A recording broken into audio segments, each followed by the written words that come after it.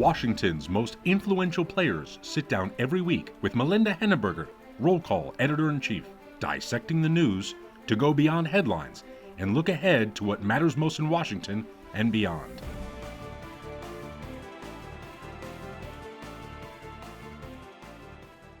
President Obama has said that he could not support anyone who doesn't support gun control. Do you feel that way as well? Well, I'm glad that the president has made that statement. We in the House, of course, have a diverse caucus here, and it really is important for us to have a Democratic majority. And sometimes we are not on the same page on every issue. The safety of the American people is an oath we take to protect and defend them, and their safety is very important to us, so we would hope. Well, I know you yourself are a strong proponent of gun control, so I'm a strong supporter of gun safety. I think that almost everybody in our caucus would support when the president, I don't know that the president said gun control, because we're talking about responsible, reasonable, common sense background checks. Overwhelmingly, the American people so that support you're saying would not, for example, keep you from supporting Gene Green, the incumbent from Texas, who is a strong supporter of the NRA, who has those ties going back a long time. I think many people in the NRA support responsible background checks. I mean, I don't know the standard that the president is using, but I think that many Democratic supporters throughout the country have gun safety. That means responsible background checks. There are many other initiatives that members would like to see, but we're talking about this one feature, and so,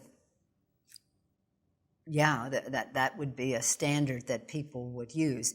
Is it I'm glad that the president is doing what he is doing. When I put on our Facebook page yesterday that I would have the opportunity to interview you today, I got a lot of great questions from readers, and one of them I want to read to you. Will Democrats in Congress embrace the president's call to action on guns or hide until after the election? That's one person's No, I think take we were very proud the of the president, really across the board. But I don't think, because getting back to your question, are Democrats going to hide? No, we're not hiding from the president. But the Republicans are hiding behind the issue of mental health instead of doing something about gun safety. We see all this anger out there. Right. And when you see the great appeal that, for example, Donald Trump has, and when you hear the rhetoric, why do you think voters are so angry? What do you make of that? There has been an exploitation of our economy by many on Wall Street, the unease that Main Street feels and other people feel about the special interest dominance in our economy. And you think it's that anger that he's tapping into? I think that's part of it. And then, of course, their own economic security leads them to have many of these people then blame their economic security on immigrants coming into the country, on other issues like that. So I think it's basically economic, and at a time when they feel that they're at a disadvantage. If the current Democratic frontrunner Hillary Clinton is elected president, would you expect that she would have a better chance to work with Republicans in Congress than President Obama has had?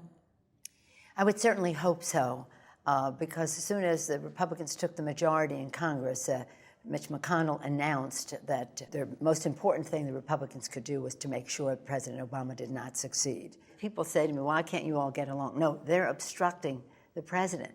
So I think that in terms of Hillary, then President Clinton, and by the way, when she enters the Oval Office, she will be one of the best prepared people to walk in there in modern times, certainly with more... Is that an endorsement? Well, it may be one of these days soon.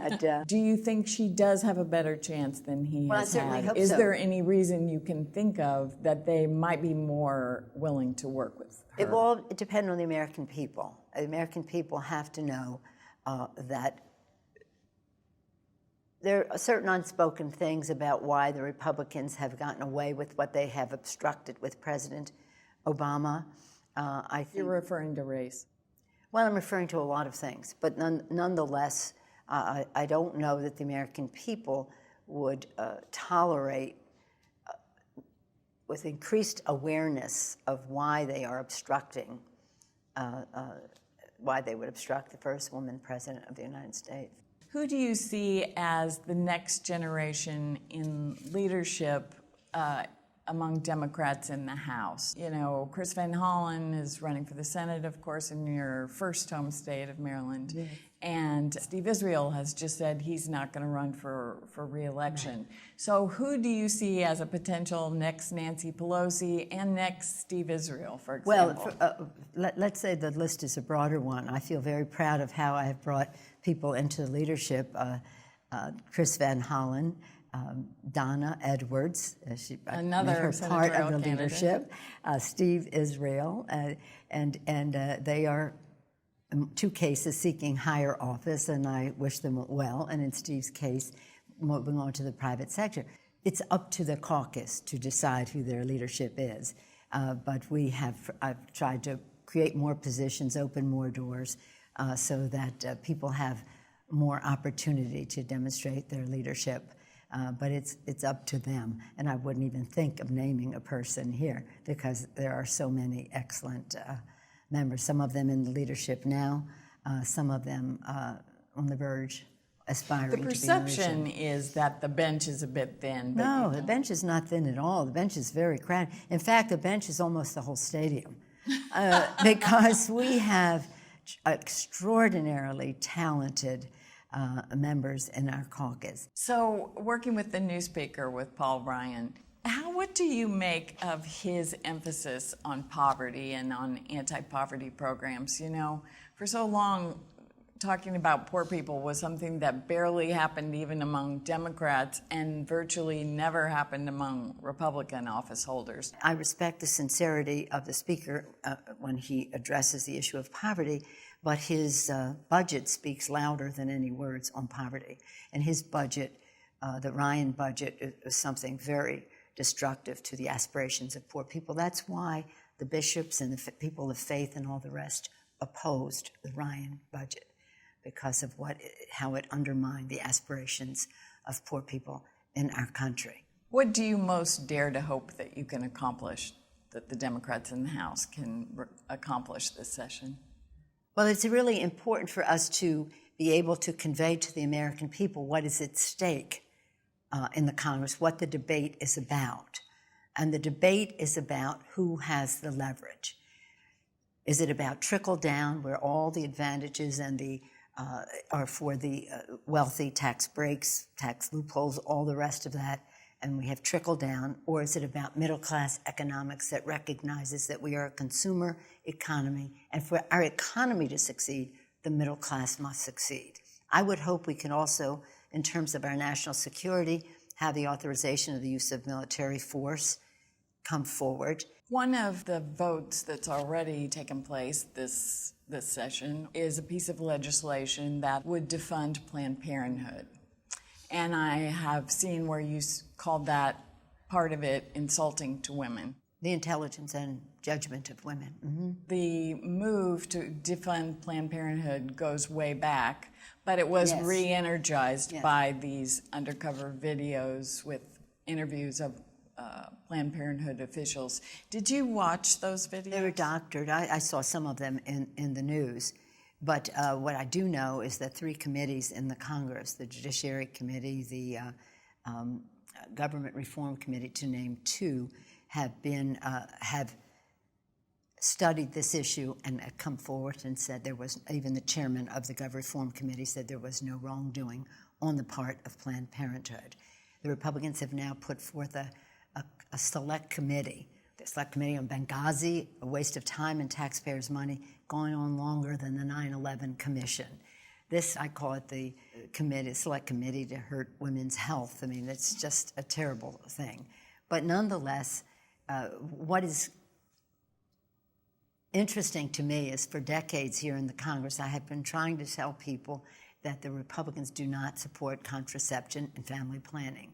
It's not about terminating a pregnancy. It is about that, but it's also largely about contraception.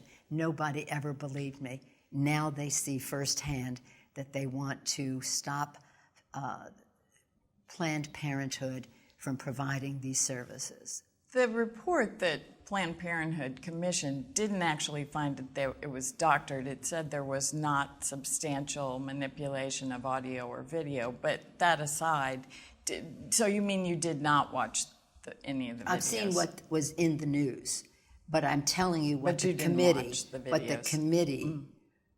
Well, I watched what was in the news. I did not sit down and watch their doctored versions of what may have happened. And I still say they're doctored. And we have appointed 5 great members to the commission, to this committee. I don't know if they'll ever meet, because this is such a losing idea for the Republicans. How can Planned Parenthood is very popular. Well, it's very popular, and what they do is very important. And I can tell you, as one who has served on the Appropriations Committee, that the Republicans have been out to get Planned Parenthood for a long time because of what they have been involved in globally as well. What would you say to someone and most of the American public is in the middle on the abortion rights issue, in that they would say, yes, we do want it to be legal under certain circumstances, but no, we don't want it to be legal under all circumstances. Well, that's Roe v. Wade. So that's Roe v. Wade. What would you say to someone who would say, what would be the problem with a piece of legislation that the Republicans want to see enacted that would ban abortion after 20 weeks, which is the way it is in most European countries, for example? Let me just say this. I'm a Catholic, a devout practicing Catholic. I take great comfort in my faith, come from a very Catholic family, largely pro-life. However, if there's one issue that really, I try to be very dispassionate about how we find solutions. If there's one issue that really is almost inflaming to women, is when politicians say, we will influence the size and timing of your family.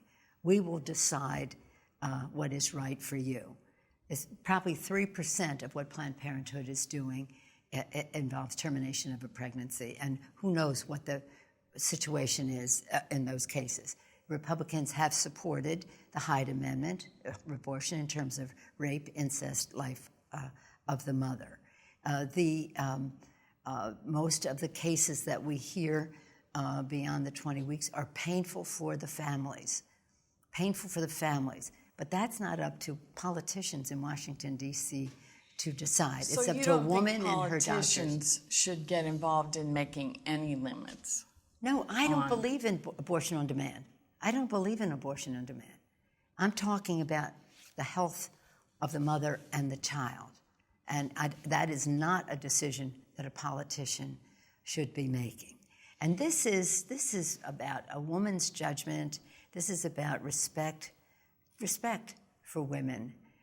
I sometimes wonder if Republican men who are here even know what's going on in their own families. Because the fact is that contraception and birth control is something that is used. I don't believe that terminating a pregnancy is a form of birth control or contraception. And if you want to diminish the number of abortions in our country, you should love contraception.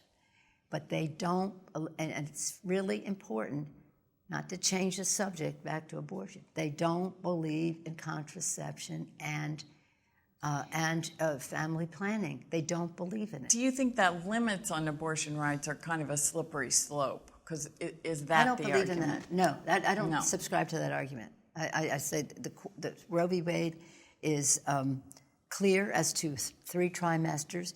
The subsequent decisions by the court to say there should not be, states can weigh in on the access to abortion. I don't even like to use the word. That's my generation. I don't even like to use the word. But that they should not place an undue burden on it, and that's what I believe is happening in the state of Texas right now. And that's I saw the case. that you were part of the I'm going to make this brief brief. in that case. But this is something so personal. This office that I serve in is the office of Tip O'Neill when he was Speaker, this particular office. And he said all politics is local. I'll go further and say all politics is personal. when it comes to some of these issues. It's a very personal matter, and it is important for us not to mischaracterize what this is about. Okay. Thank you very much for taking the time to talk to us. Thank you. Thanks. Thank you.